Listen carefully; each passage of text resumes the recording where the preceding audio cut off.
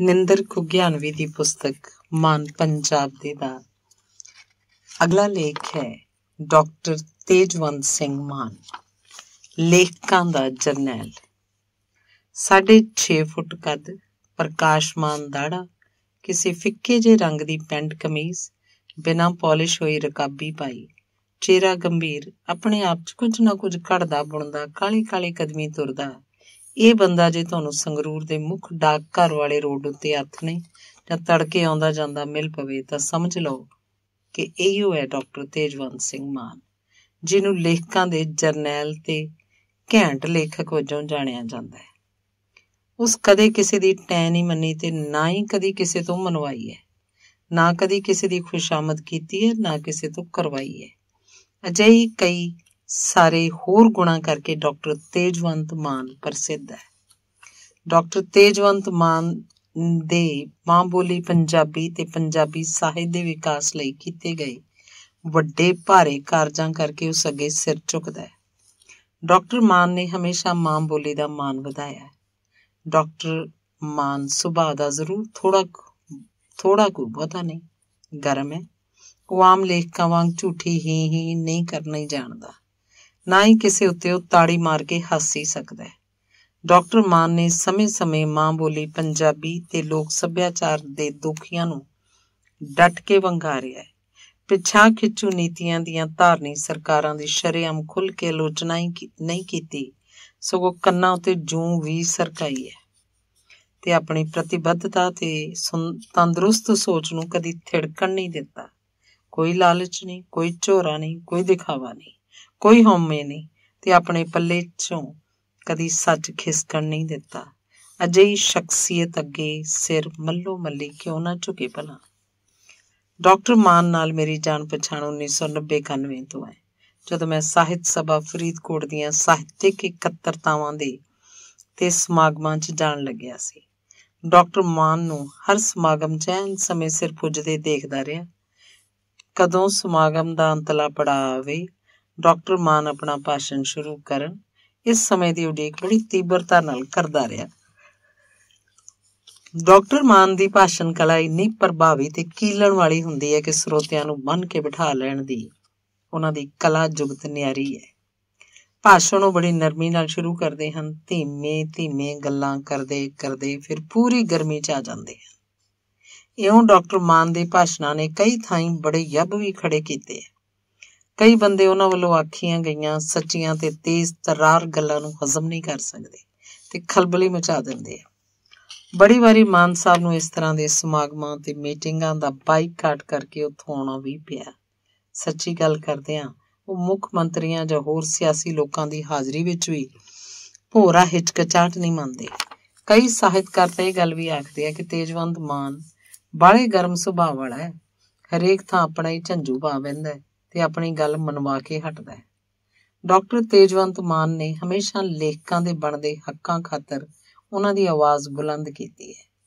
ਜੇ ਕਿਸੇ ਲੇਖਕ ਕਲਾਕਾਰ ਨਾਲ ਕਿਸੇ ਸਰਕਾਰ ਜਾਂ ਸਮੇਂ ਦੀ ਤਾਕਤ ਨੇ ਵਧੀਕੀ ਕੀਤੀ ਹੈ ਤਾਂ ਪਹਿਲਾਂ ਸਭ ਤੋਂ ਮੂਹਰੇ ਡਾਕਟਰ ਤੇਜਵੰਤ ਮਾਨ ਹੀ ਆਏ ਹਨ।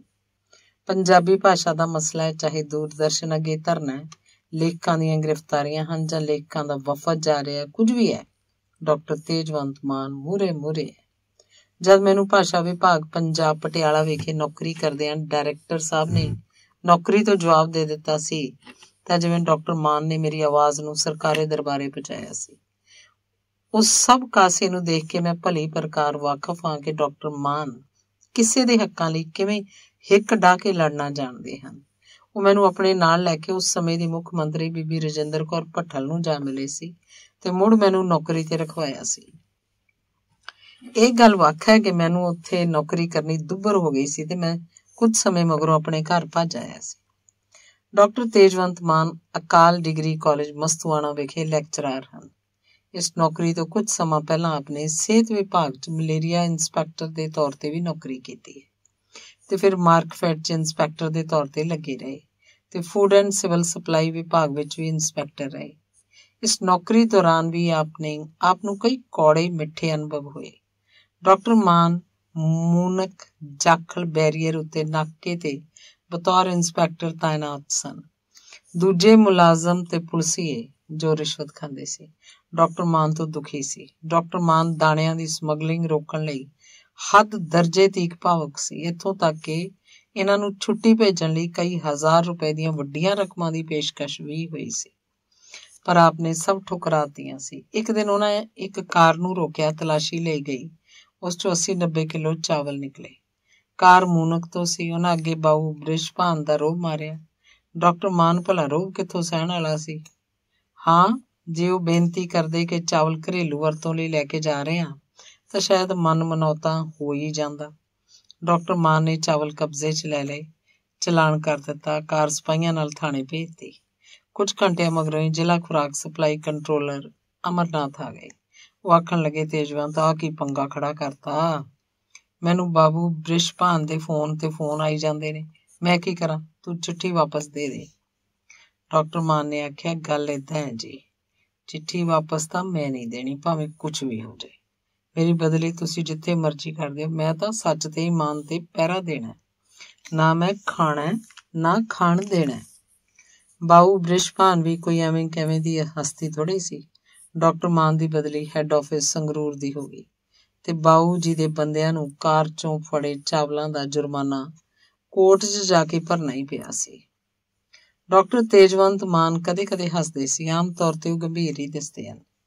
ਮੈਂ ਤੇ ਮਾਨ ਸਾਹਿਬ ਚੰਡੀਗੜ੍ਹ ਸੀ, ਰਿਕਸ਼ੇ ਤੇ ਬੈਠੇ ਜਾ ਰਹੇ ਸੀ। ਮਾਨ ਸਾਹਿਬ ਨੇ ਆਖਿਆ, ਨਿੰਦਰ ਬਈ, ਕੋਈ ਹਾਸੇ ਵਾਲੀ ਗੱਲ ਸੁਣਾ।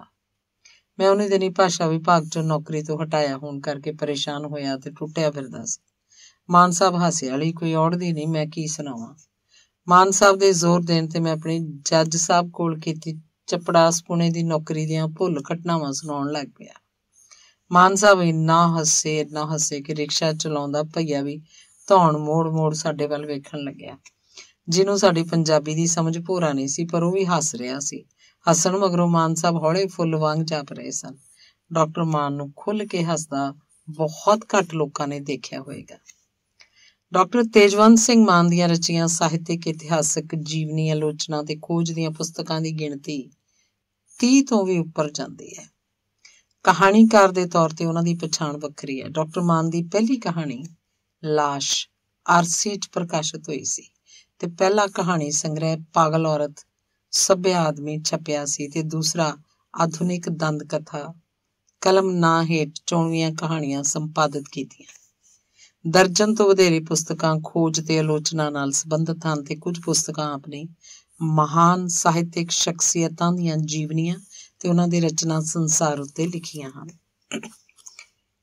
ਇਹਨਾਂ ਮਹਾਨ ਸ਼ਖਸੀਅਤਾਂ 'ਚ ਭਾਈ ਕਾਹਨ ਸਿੰਘ ਨਾਭਾ, ਗਿਆਨੀ ਲਾਲ ਸਿੰਘ ਸੰਗਰੂਰ, ਬਾਬੂ ਤੇਜਾ ਸਿੰਘ ਪਸੌੜ ਤੇ ਕਹਾਣੀਕਾਰ ਗੁਰਮੇਲ ਬਡਾੜ ਦਾ ਨਾਮ ਆਉਂਦਾ ਹੈ। ਰਾਜਾ ਰਸਾਲੂ, ਪੂਰਨ ਭਗਤ, ਰੂਪ ਬਸੰਤ ਕਿੱਸਿਆਂ ਉੱਤੇ ਆਪਨੇ ਭਰਪੂਰ ਖੋਜ ਕੀਤੀ ਹੈ।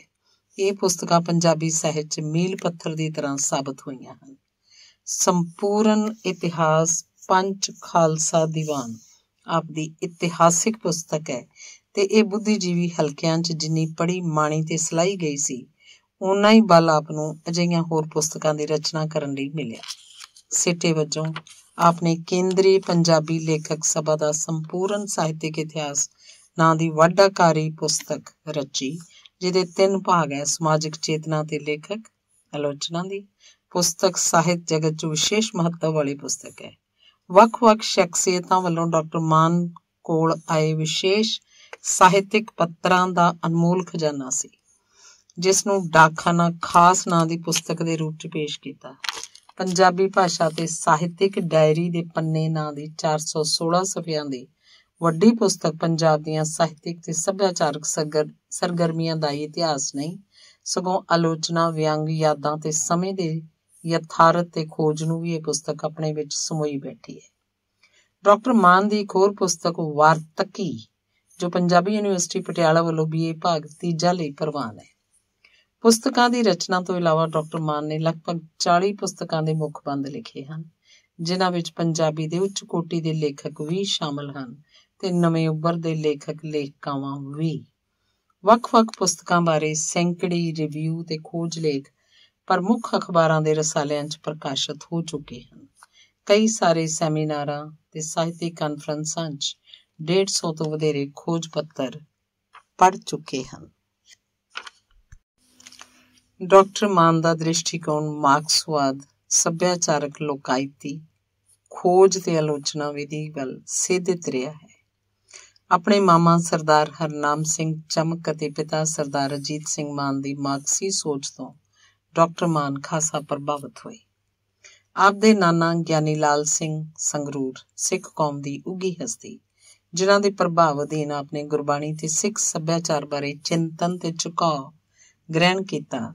ਅਜਿਹੀਆਂ ਮਹਾਨ ਹਸਤੀਆਂ ਦੀ ਸਰਪ੍ਰਸਤੀ ਨੇ ਆਪ ਦੀ ਸੋਚ ਨੂੰ ਲੋਕ ਹਿੱਤੂ ਬਣਾਇਆ, ਜਿਸ ਸਦਕੇ ਆਪ ਦੀ ਬੁੱਧੀ ਨੂੰ ਹੀ ਬਲ ਨਹੀਂ ਮਿਲਿਆ, ਸਗੋਂ ਮਨੁੱਖੀ ਸਮਾਜੀ ਕਦਰਾਂ ਕੀਮਤਾਂ ਉੱਪਰ ਡਟ ਕੇ ਪਹਿਰਾ ਦੇਣ, ਸਾਹਿਤ ਕਲਾ ਦੀ ਸਿਰਜਣਾ ਕਰਨ ਤੇ ਲੋਕ ਸੇਵਾ ਦੀ ਵੀ ਗੂੜੀ ਲਾਗ ਲੱਗੀ। ਡਾਕਟਰ ਤੇਜਵੰਤ ਮਾਨ ਦਾ ਜਨਮ ਪਿੰਡ ਮੌੜਾ ਹੈ, ਜਿਉਣੇ ਡਾਕੂ ਵਾਲੀਆਂ ਮੌੜਾ, ਜ਼ਿਲ੍ਹਾ ਸੰਗਰੂਰ ਅਧੀਨ।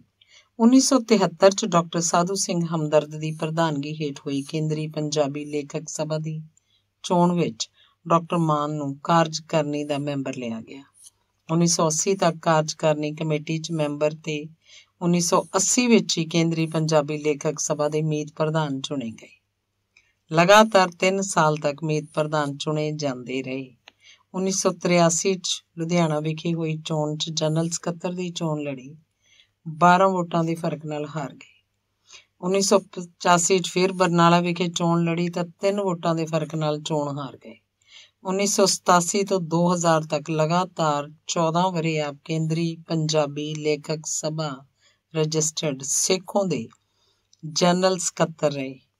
ਇਹਨਾਂ 14 ਵਰ੍ਹਿਆਂ 'ਚ ਡਾਕਟਰ ਮਾਨ ਦੇ ਤਜਰਬੇ ਬੜੇ ਵਿਸ਼ਾਲ, ਬਹੁਪੰਤੀ ਤੇ ਅਭੁੱਲ ਹਨ, ਜਿਨ੍ਹਾਂ ਨੂੰ ਆਪ ਨੇ ਲਿਖਿਆ ਤੇ ਲਿਖ ਰਹੇ ਹਨ। ਇੰਨੇ ਵਰ੍ਹਿਆਂ 'ਚ ਆਪ ਵੱਲੋਂ ਕੀਤੇ ਗਏ ਸਾਹਿਤਿਕ ਕਾਰਜਾਂ, ਸਾਹਿਤ ਸਭਾਵਾਂ ਤੇ ਗਠਨ ਤੇ ਕੇਂਦਰੀ ਸਭਾ ਦੀਆਂ ਸਰਗਰਮੀਆਂ ਦੇਖ ਕੇ ਹੈਰਾਨੀ ਹੁੰਦੀ ਹੈ ਤੇ ਡਾਕਟਰ ਮਾਨ ਉੱਪਰ ਡਾਢਾ ਮਾਣ ਵੀ। ਅੱਜ ਕੱਲ੍ਹ ਉਹ ਇਸ ਸਭਾ ਦੇ ਮੀਤ ਪ੍ਰਧਾਨ ਹਨ। 96-97 ਲਈ ਪੰਜਾਬ ਸਰਕਾਰ ਵੱਲੋਂ ਰਾਜ ਸਲਾਹਕਾਰ ਬੋਰਡ ਭਾਸ਼ਾ ਵਿਭਾਗ ਪੰਜਾਬ ਦੇ ਮੈਂਬਰ ਚੁਣੇ ਗਏ। ਆਪ ਨੇ ਬਜ਼ੁਰਗ ਤੇ ਬੇਸਹਾਰਾ ਸਾਹਿਤਕਾਰਾਂ ਦੀਆਂ ਪੈਨਸ਼ਨਾਂ, ਮਾਲੀ ਸਹਾਇਤਾ ਤੇ ਮਾਣ ਸਨਮਾਨ ਕਰਨ ਲਈ ਸਰਕਾਰ ਕੋਲ ਆਵਾਜ਼ ਉਠਾਈ ਤੇ ਕਈਆਂ ਨੂੰ ਉਹਨਾਂ ਦੇ ਬਣਦੇ ਹੱਕ ਦਿਵਾਏ। ਡਾਕਟਰ ਮਾਨ ਨੂੰ ਅਜਿਹੇ ਕਈ ਮੌਕਿਆਂ ਉੱਤੇ ਆਪਣੇ ਵਿਰੋਧੀਆਂ ਦੀਆਂ ਚਾਲਾਂ ਦਾ ਵੀ ਸਾਹਮਣਾ ਕਰਨਾ ਪਿਆ, ਪਰ ਮਾਨ ਨੇ ਕਦੇ ਕਿਸੇ ਦੀ ਪਰਵਾਹ ਨਹੀਂ ਮੰਨੀ। ਆਪਣੀ ਕਹੀ ਗੱਲ ਹਮੇਸ਼ਾ ਪੁਗਾਈ ਤੇ ਵਿਰੋਧੀਆਂ ਦੀ ਚਾਲਾਂ ਠੁੱਸ ਕਰਕੇ ਉਹਨਾਂ ਨੂੰ ਸੋਚੀ ਪਾਇਆ।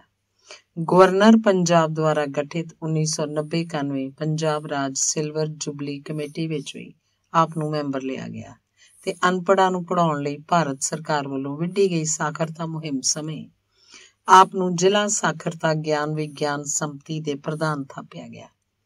ਪੰਜਾਬੀ ਯੂਨੀਵਰਸਿਟੀ ਪਟਿਆਲਾ ਦੀ ਅਕਾਦਮਿਕ ਕੌਂਸਲ ਦੇ ਮੈਂਬਰ ਤੇ under graduate board of studies Punjabi university Patiala ਦੇ ਵੀ ਮੈਂਬਰ ਰਹੇ ਹਨ। ਡਾਕਟਰ ਤੇਜਵੰਤ ਮਾਨ ਦੀ ਸਮੁੱਚੀ ਸਾਹਿਤ ਸੇਵਾ ਨੂੰ ਮੱਦੇਨਜ਼ਰ ਰੱਖਦਿਆਂ ਅਨੇਕਾਂ ਸਾਹਿਤਿਕ, ਸਮਾਜਿਕ, ਸੱਭਿਆਚਾਰਕ ਸੰਸਥਾਵਾਂ ਨੇ ਆਪ ਨੂੰ ਸਨਮਾਨਿਆ। ਸਫਦਰ ਹਾਸ਼ਮੀ ਪੁਰਸਕਾਰ, ਸਾਹਿਤ ਟਰਸਟ ਢੁੱਡੀਕੇ ਪੁਰਸਕਾਰ, ਪੰਜਾਬ ਰਾਜ ਸਾਹਿਤ ਤੇ ਕਲਾ ਪਰਿਸ਼ਦ ਪੁਰਸਕਾਰ, ਸਰਬ ਭਾਰਤੀ ਹਿੰਦੀ ਸੰਸਥਾ ਪੁਰਸਕਾਰ, ਪ੍ਰਿੰਸੀਪਲ ਸੰਤ ਸਿੰਘ ਸੇਖੋਂ ਪੁਰਸਕਾਰ, ਸ਼ਹੀਦ ਮਸਤਾਨ ਸਿੰਘ ਕਾਮਾਗਾਟਾ ਮਾਰੂ ਯਾਦਗਾਰੀ ਪੁਰਸਕਾਰ, ਕੀਰਤੀ ਪੁਰਸਕਾਰ, ਦਵਿੰਦਰ ਸਤਿਆਰਥੀ ਪੁਰਸਕਾਰ ਤੇ ਲੋਕ ਪੱਖੀ ਜੁਝਾਰੂ ਸਾਹਿਤਕਾਰ ਪੁਰਸਕਾਰ ਆਪ ਦੀ ਝੋਲੀ ਪਾਏ ਗਏ। ਡਾਕਟਰ ਮਾਨ ਨੇ ਨਿੱਕੀ ਉਮਰੇ ਹੀ ਜ਼ਿੰਦਗੀ ਨਾਲ ਸੰਘਰਸ਼ ਕਰਨਾ ਸ਼ੁਰੂ ਕਰ ਦਿੱਤਾ ਸੀ, ਜਦੋਂ ਪਿੰਡ ਦੇ ਪਾਣੀ ਵਾਲੇ ਸੂਏ ਪਿੱਛੇ ਜੱਟਾਂ ਦੀਆਂ ਲੜਾਈਆਂ ਹੋ ਪਈਆਂ ਸੀ। ਗੁਆਂਢੀ ਪਿੰਡ ਨਾਗਰੀ, ਜਿਨ੍ਹਾਂ ਨਾਲ ਲੜਾਈ ਹੋਈ ਤੇ 2 ਬੰਦੇ ਮਾਰੇ ਗਏ। ਕੇਸ ਚੱਲਿਆ। ਤੇਜਵੰਤ ਮਾਨ ਦੇ ਬਾਪੂ ਸਰਦਾਰ ਅਜੀਤ ਸਿੰਘ ਪਿੰਡ ਦੇ ਮਿਡਲ ਸਕੂਲ 'ਚ ਹੈਡਮਾਸਟਰ ਸਨ ਤੇ ਪਿੰਡ ਦੇ ਲੰਬੜਦਾਰ ਵੀ ਸਨ। ਮਾਨ ਦੇ ਚਾਚੇ ਸਰਦਾਰ ਰਾਜਨ ਸਿੰਘ ਦੇ ਨਾਂ ਬੰਦੂਕ ਸੀ ਤੇ ਕੇਸ ਬਾਪੂ ਜੀ ਤੇ ਪਾ ਦਿੱਤਾ ਗਿਆ। ਉਹ ਨੌਕਰੀ ਤੋਂ ਸਸਪੈਂਡ ਹੋ ਗਏ। ਇਸ ਕੰਮ 'ਚ ਪੰਜਾਬ ਦੀ ਰਾਜਨੀਤੀ ਦਾ ਪੂਰਾ ਦਖਲ ਸੀ, ਸੋ ਇਹਨਾਂ ਦੇ ਘਰ 'ਚ ਆਰਥਿਕ ਤੰਗੀ ਦੇ ਨਾਲ ਪਰੇਸ਼ਾਨੀਆਂ ਤੇ ਦੁੱਖ ਵੀ ਆ ਗਏ। ਘਰੋਂ ਰੋਕਣ ਦੇ ਬਾਵਜੂਦ ਵੀ ਮਾਨ ਜ਼ਿੱਦ ਕਰਕੇ ਪੜ੍ਹਦਾ ਰਿਹਾ। ਉਹ BA ਪਾਸ ਕਰਨ ਦੀ ਤਿਆਰੀ 'ਚ ਸੀ ਕਿ ਮਜਬੂਰਨ ਪੜ੍ਹਾਈ ਵਿੱਚੇ ਛੱਡ ਕੇ ਸਰਕਾਰੀ ਹਾਈ ਸਕੂਲ ਲਹਿਰਾ ਗਾਗਾ ਵਿੱਚ ਹੈਡਮਾਸਟਰ ਸੁੱਖਾ ਸਿੰਘ ਕੋਲ ਕਲਰਕ ਲੱਗ ਗਿਆ। ਇੱਧਰ ਦੋਵਾਂ ਧਿਰਾਂ 'ਚ ਸਮਝੌਤਾ ਹੋ ਗਿਆ ਤਾਂ ਬਾਪੂ ਜੀ ਜੇਲ੍ਹ 'ਚੋਂ ਬਾਹਰ ਆ ਗਏ। ਥੋੜੇ ਚਿਰ ਪਿੱਛੇ ਨੌਕਰੀ ਉੱਤੇ ਬਹਾਲ ਹੋ ਗਏ। 6 ਮਹੀਨੇ ਮਗਰੋਂ ਹੀ ਉਹਨਾਂ ਉੱਪਰ ਇੱਕ ਕੇਸ ਹੋਰ ਪਾ ਦਿੱਤਾ ਗਿਆ तो फिर नौकरी तो सस्पेंड हो गए, मुड़ जेल चले गए। असल च गल ਇਹ ਸੀ ਕਿ ਪ੍ਰਤਾਪ ਸਿੰਘ ਕੈਰੋਂ ਉਦੋਂ ਮੁੱਖ ਮੰਤਰੀ ਸੀ ਤੇ ਰਜਿੰਦਰ ਸਿੰਘ MLA ਦੀ ਬਾਪੂ ਜੀ ਨੂੰ ਕੁਝ ਵਿਰੋਧਤਾ ਕੀਤੀ ਸੀ ਤੇ ਰਜਿੰਦਰ ਸਿੰਘ ਇਸ ਗੱਲੋਂ ਉਹਨਾਂ ਉੱਤੇ ਖਾਰ ਖਾਂਦਾ ਸੀ। ਇੱਕ ਸਿਆਸੀ ਇਕੱਠ ਵਿੱਚ ਰਜਿੰਦਰ ਸਿੰਘ ਨੇ ਸਕੂਲਾਂ ਦੇ ਮਾਸਟਰਾਂ ਤੇ ਹੈਡਮਾਸਟਰਾਂ ਨੂੰ ਹੁਮਾ ਕੇ ਪਹੁੰਚਣ ਲਈ ਜ਼ੋਰ ਪਾਇਆ ਹੋਇਆ ਸੀ। ਜਦ ਬਾਪੂ ਜੀ ਇਸ ਜ਼ੋਰ ਥੱਲੇ ਨਾ ਆਏ ਤਾਂ ਰੈਲੀ 'ਚ ਨਾ ਗਏ ਤਾਂ ਰਜਿੰਦਰ ਸਿੰਘ ਨੇ ਕੈਰੋਂ ਨੂੰ ਕਿਹਾ, ਵੇਖੋ ਜੀ ਅਜੀਤ ਸਿੰਘ ਮੋੜਾਂ ਵਾਲਾ ਹੀ ਨਹੀਂ ਸੂਤ ਆਉਂਦਾ, ਆਪਣੇ ਆਪ ਨੂੰ ਪਤਾ ਨਹੀਂ ਕੀ ਰੱਬ ਸਮਝੀ ਫਿਰਦਾ, ਰੈਲੀ 'ਚ ਨਹੀਂ ਆਇਆ, ਮੈਂ ਸਬਕ ਸਿਖਾਊਂ। ਇਉਂ MLA ਨਾਲ ਖੜਕ ਗਈ ਸੀ। ਰੌਲਾ ਇੰਨਾ ਵੱਧ ਗਿਆ ਤੇਜਵੰਤ ਨੂੰ ਆਪਣਾ ਤੇ ਨਿੱਕੇ ਭੈਣ ਭਰਾਵਾਂ ਦਾ ਭਵਿੱਖ ਤੇ ਘਰ ਦੀ ਹਾਲਤ ਹੋਰ ਮਾੜੀ ਤੋਂ ਮਾੜੀ ਹੁੰਦੀ ਜਾਪਦੀ ਸੀ। ਛੋਟਾ ਭਰਾ 10ਵੀਂ 'ਚ ਪੜ੍ਹਦਾ ਸੀ, ਉਹਨੂੰ ਵਿੱਚੋਂ ਹਟਾ ਲਿਆ। ਭੈਣ ਜਸਵੀਰ ਕੌਰ 8ਵੀਂ 'ਚ ਸੀ, ਉਹ ਵੀ ਹਟਾ ਲਈ। ਸਭ ਤੋਂ ਛੋਟਾ ਜਸਪਾਲ 3 'ਚ ਸੀ, ਉਹ ਵੀ ਘਰ ਬੈਠ ਗਿਆ। ਦਿਨ ਔਖੇ ਭਾਰੇ ਆ ਗਏ ਸਨ। ਸ਼ਰੀਕਾ ਕਬੀਲਾ ਵੀ ਮੂੰਹ ਮੋੜ ਗਿਆ ਸੀ। ਫਿਰ ਵੇਲਾ ਪਿਆ, ਅਵਤਾਰ ਫੌਜ 'ਚ ਭਰਤੀ ਹੋ ਗਿਆ। ਭੈਣ ਜਸਵੀਰ ਕੌਰ ਘਰੇ ਡਾਕਖਾਨੇ ਦਾ ਹੀ ਕੰਮ ਕਰਦੀ ਸੀ ਜੋ ਪਹਿਲੋਂ ਬਾਪੂ ਜੀ ਕਰਦੇ ਸੀ। ਜਸਪਾਲ ਵੀ ਸਕੂਲੇ ਜਾਣ ਲੱਗ ਪਿਆ ਸੀ। ਮਾਨ ਨੇ 64 ਵਿੱਚ ਗਿਆਨੀ ਕਰ ਲਈ। BA ਕਰਕੇ ਫੌਜ 'ਚ ਭਰਤੀ ਹੋਣ ਲਈ ਅਰਜ਼ੀ ਦਿੱਤੀ। ਭਰਤੀ ਹੋਣ ਗਿਆ ਤਾਂ ਉੱਥੋਂ ਦਾ ਮਾਹੌਲ ਮਾਫਕ ਨਾ ਬੈਠਿਆ। ਫਿਰ 64 ਵਿੱਚ ਸਿਹਤ ਵਿਭਾਗ 'ਚ ਮਲੇਰੀਆ ਸਰਵੇਲੈਂਸ ਇੰਸਪੈਕਟਰ ਲੱਗ ਗਿਆ। ਕੁਝ ਸਮੇਂ ਮਗਰੋਂ ਮਿਡਲ ਸਕੂਲ ਖੜਕ ਰਾਮ ਜੀ ਪਾਂਡੂ ਭੰਡਾਰੇ ਤਹਿਸੀਲ ਜੀਂਦ ਵਿੱਚ ਆਰਜ਼ੀ ਤੌਰ ਤੇ ਅਧਿਆਪਕ ਜਾ ਲੱਗਿਆ। ਥੋੜਾ ਚਿਰ ਕੱਟਿਆ, ਪਿੰਡ ਭੱਜ ਆਇਆ। 1966 'ਚ ਪੰਜਾਬੀ ਸੂਬਾ ਬਣ ਗਿਆ। ਰਾਹ ਖੁੱਲਿਆ, ਨਵੇਂ ਆਰਡਰ ਹੋ ਗਏ। ਮਿਡਲ ਸਕੂਲ ਸ਼ੇਖੂਪੁਰਾ ਨੇੜੇ ਮਲੇਰਕੋਟਲਾ ਵਿਖੇ। ਬਾਪੂ ਜੀ 3 ਸਾਲ ਹੋਰ ਕੈਦ ਕੱਟ ਕੇ ਆਏ। ਤੇਜਵੰਤ ਮਾਨ ਥਿੜਕਿਆ ਨਹੀਂ, ਹੰਭਿਆ ਨਹੀਂ, ਹਾਰਿਆ ਨਹੀਂ, ਤੁਰਿਆ ਰਿਹਾ। ਨੱਕ ਦੀ ਸੇਧ ਅਜੇ ਵੀ ਉਵੇਂ ਤੁਰਿਆ ਜਾ ਰਿਹਾ, ਬੇਰੋਕ, ਬੇਖੌਫ, ਕਾਲੇ ਕਦਮੀ। ਜਿਵੇਂ ਸਾਡੇ ਕਲਾਕਾਰ ਤੇ ਲਿਖਾਰੀ ਆਪ ਹੀ ਆਪਣੀ ਡੁਗਡੁਗੀ ਵਜਾਉਣ ਲਈ ਆਪਣੇ ਸਨਮਾਨ ਕਰਵਾਉਂਦੇ ਤੇ ਫੋਕੀ ਵਾਹਵਾਂ ਪਿੱਛੋਂ ਤੁਰੇ ਫਿਰਦੇ ਆ, ਡਾਕਟਰ ਤੇਜਵੰਤ ਮਾਨ ਇਹਨਾਂ ਗੱਲਾਂ ਦੀ ਉੱਕਾ ਪਰਵਾਹ ਨਹੀਂ ਕਰਦਾ। ਸਗੋਂ ਅਜਿਹੇ ਲਿਖਾਰੀਆਂ ਕਲਾਕਾਰਾਂ ਦੀ ਗੱਲੀ ਖੁੰਭ ਜ਼ਰੂਰ ਠੱਪਦਾ। ਜ਼ਿਲ੍ਹਾ ਪ੍ਰਸ਼ਾਸਨ ਸੰਗਰੂਰ ਨੇ ਜ਼ਿਲ੍ਹੇ ਦੀ ਲਾਇਬ੍ਰੇਰੀ ਵਾਲੀ ਥਾਵੇਂ ਕਬਜ਼ਾ ਕਰ ਲਿਆ ਤਾਂ ਮਾਨ ਨੇ ਤਕੜਾ ਵਿਰੋਧ ਕੀਤਾ ਤੇ ਡਿਪਟੀ ਕਮਿਸ਼ਨਰ ਨੂੰ ਲਿਖਿਆ ਸੀ, ਪਾਠਕਾਂ ਲੇਖਕਾਂ ਲਈ ਲਾਇਬ੍ਰੇਰੀ ਜ਼ਰੂਰੀ ਹੈ, ਜਗ੍ਹਾ ਪੁਸਤਕਾਂ ਲਈ ਹੀ ਰਾਖਵੀਂ ਰਹਿਣੀ ਚਾਹੀਦੀ ਹੈ, ਆਪਣਾ ਦਫ਼ਤਰ ਕਿਸੇ ਹੋਰ ਥਾਂ ਬਣਾ ਲਓ। ਡਿਪਟੀ ਕਮਿਸ਼ਨਰ ਨੇ ਗੱਲ ਨਾ ਗੌਲੀ। ਥੋੜੇ ਦਿਨਾਂ ਬਾਅਦ 26 ਜਨਵਰੀ ਦੇ ਦਿਨ ਡਾਕਟਰ ਮਾਨ ਨੂੰ ਸਾਹਿਤਕ ਸੇਵਾਵਾਂ ਲਈ ਸਨਮਾਨਣ ਖਾਤਰ ਡਿਪਟੀ ਕਮਿਸ਼ਨਰ ਦਾ ਪੱਤਰ ਆ ਗਿਆ। ਡਾਕਟਰ ਮਾਨ ਨੇ ਪੱਤਰ ਵਾਪਸ ਮੋੜਦਿਆਂ ਲਿਖਿਆ, ਮੈਂ ਸਨਮਾਨ ਨਹੀਂ ਲੈਣਾ ਜਿੰਨਾ ਚਿਰ ਲਾਇਬ੍ਰੇਰੀ ਆਪਣੀ ਥਾਂ ਤੇ ਮੁੜ ਬਹਾਲ ਨਹੀਂ ਕੀਤੀ ਜਾਂਦੀ। ਸਾਡਾ ਪਹਿਲਾ ਸਨਮਾਨ ਲਾਇਬ੍ਰੇਰੀ ਦੀ ਬਹਾਲੀ ਤੇ ਪੁਸਤਕਾਂ ਦਾ ਸਨਮਾਨ ਹੈ, ਪਹਿਲਾਂ ਇਹ ਕਰਕੇ ਦਿਖਾਓ। ਡਾਕਟਰ ਤੇਜਵੰਤ ਮਾਨ ਬੜੀ ਵਾਰੀ ਸ਼ਸ਼ੋਬਨ 'ਚ ਪੈ ਜਾਂਦਾ ਹੈ, ਫਿਰ ਉਹਨੂੰ ਗੱਲ ਔੜਨੀ ਔਖੀ ਹੋ ਜਾਂਦੀ ਹੈ ਤੇ ਉਹ ਗਰਮੀ ਖਾ ਜਾਂਦਾ ਹੈ। ਕਈ ਉਹਦੇ ਵਿਰੋਧੀ ਜੋ ਉਸ ਨੂੰ ਗਰਮ ਕਰਨ ਖਾਤਰ ਹੀ ਵਾਧੂ ਦੀਆਂ ਚੋਭਾਂ ਲਾਉਂਦੇ ਰਹਿੰਦੇ ਆ ਕਿ ਉਹ ਖਿੱਚਦਾ ਰਹੇ। ਕਈ ਬੰਦੇ ਜੋ ਮਾਨ ਦੇ ਬਹੁਤ ਨੇੜੇ ਵੀ ਰਹੇ, ਉਹ ਵੀ ਉਹਦੀ ਵਿਰੋਧਤਾ ਕਰਨੋਂ ਨਹੀਂ ਟਲੇ, ਪਰ ਡਾਕਟਰ ਮਾਨ ਨੇ ਉਹਨਾਂ ਦੇ ਵਿਰੋਧਾਂ ਅੱਗੇ ਕਦੇ ਹਾਰ ਨਹੀਂ ਮੰਨੀ। ਉਹਨੇ ਲੋਕਾਂ ਵੱਲੋਂ ਕੀਤੇ ਗਏ ਤਿੱਖੇ ਵਿਅੰਗਾਂ, ਲਾਈਆਂ ਗਈਆਂ ਸਿੱਖਾਂ ਚੋਭਾਂ ਤੇ ਕੀਤੀਆਂ ਪੁੱਠੀਆਂ ਸਿੱਧੀਆਂ ਬੇਥਵੀਆਂ ਗੱਲਾਂ ਦੀ ਹਮੇਸ਼ਾ ਪਰਵਾਹ ਕੀਤੀ ਤੇ ਇੱਕ ਥਾਪੜ ਕੇ ਕਿਹਾ, ਆਓ ਸਿੱਧੇ ਹੋ ਕੇ ਲੜੋ, ਭੱਜਿਓ ਨਾ ਮੈਦਾਨ ਛੱਡ ਕੇ। ਨੌਜਵਾਨ ਕਲੱਬ ਕਾਲਾ ਬੂਲਾ ਧੂਰੀ ਵੱਲੋਂ ਕੀਤੇ ਗਏ ਗੁਰਨਾਮ ਭੱਠਲ ਯਾਦਗਾਰੀ ਸਮਾਰੋਹ ਦੀ ਡਾਕਟਰ ਮਾਨ ਪ੍ਰਧਾਨਗੀ ਕਰ ਰਿਹਾ ਸੀ। ਵਿਚਾਲੜੀ ਕੁਰਸੀ ਤੇ ਬੈਠਾ ਸੀ। ਪ੍ਰੋਫੈਸਰ ਪ੍ਰੀਤਮ ਸਿੰਘ ਰਾਹੀ ਦੀ ਇੱਕ ਗਜ਼ਲ ਜੁਗਰਾਜ ਧੌਲਾ ਗਾਉਣ ਲੱਗ ਪਿਆ। ਹਾਏ ਕੁਰਸੀ, ਲੀਡਰ ਨੂੰ ਤੜਫਾਈ ਕੁਰਸੀ, ਲੋਕੀ ਢੱਠੇ ਖੂਹ 'ਚ ਜਾਵਣ ਪਰ ਸਾਡੀ ਨਾ ਜਾਏ ਕੁਰਸੀ। ਡਾਕਟਰ ਮਾਨ ਇਹ ਬੋਲ ਸੁਣਦਿਆਂ ਕੁਰਸੀ ਤੇ ਬੈਠੇ ਭੁੜਕਣ ਲੱਗਿਆ। ਉਹ ਤੜਫਣ ਦੀ ਹਾਲਤ ਸੀ ਤਾਂ ਪੰਡਾਲ ਵਿੱਚੋਂ ਜੋਗਿੰਦਰ ਸਿੰਘ ਨਿਰਾਲਾ ਬੋਲਿਆ, ਤੇਜਵੰਤ ਮਾਨ ਨੂੰ ਤੜਫਣ ਭੁੜਕਣ ਦੀ ਲੋੜ ਨਹੀਂ, ਇਹਦੀ ਕੁਰਸੀ ਕੋਈ ਨਹੀਂ ਖੋਂਦਾ, ਇਹ ਆਪਣੀ ਕੁਰਸੀ ਉੱਤੇ ਬੈਠਾ ਰਹੇ। ਸਾਡਾ ਪੰਡਾਲ ਤਾੜੀਆਂ ਮਾਰ ਹੱਸਣ ਲੱਗ ਪਿਆ। ਡਾਕਟਰ ਮਾਨ ਨੂੰ ਸਮਝ ਨਾ ਆਏ ਵੀ ਇਹ ਵਿਅੰਗ ਸੀ ਜਾਂ ਕੁਛ ਹੋਰ। ਆਥਣ ਸਵੇਰੇ ਉਹਦਾ ਠਿਕਾਣਾ ਹੈ ਹਰੀ ਚਾਹ ਵਾਲੇ ਦੀ ਦੁਕਾਨ ਡਾਕਖਾਨੇ ਕੋਲ। ਉੱਥੇ ਗੁਰਮੇਲ ਮਡਾੜ ਜਾਂ ਮਾਨ ਦੇ ਹੋਰ ਜਾਣਕਾਰ ਆ ਰਲਦੇ ਹੈ। ਕਈ ਘੰਟੇ ਮਹਿਫਿਲ ਲੱਗਦੀ ਹੈ। ਉਹ ਹਰੀ ਨੂੰ ਚਾਹ ਦੇ ਆਰਡਰ ਦੇ ਹੀ ਤੁਰੀ ਜਾਂਦਾ। ਹਰੀ ਵਿੱਚ ਚਾਹ ਵਧੀਆ ਜਿਹੀ, ਲਿਆ ਬਈ ਛੇਤੀ, ਬੰਦੇ ਆ ਗਏ।